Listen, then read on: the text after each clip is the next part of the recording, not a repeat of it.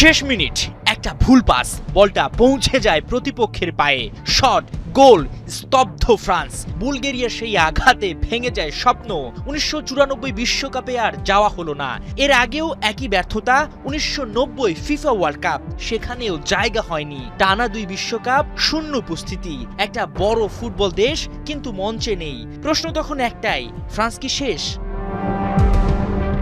1994 বিশ্বকাপের ম্যাচে হারটা কেবল একটা ম্যাচে হার ছিল না, এটা ছিল একটা ভাঙা সিস্টেমের ফল।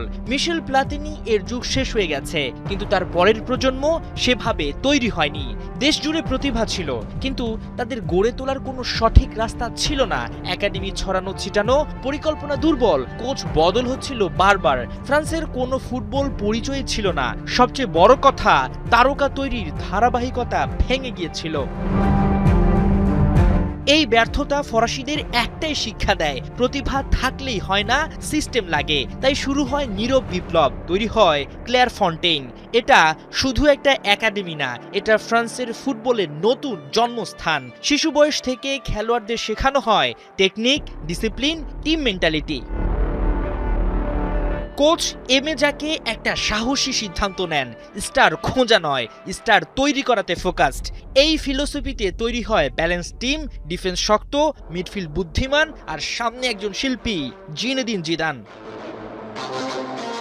নিজেদের মাটিতে 1998 ফিফা বিশ্বকাপ ফাইনালে জিদানের 2 হেড, একটা জাতির স্বপ্ন পূরণ, ফ্রান্স বিশ্ব চ্যাম্পিয়ন। মাত্র 5 বছর আগে যারা কাঁদছিল তারাই লিখে ইতিহাস।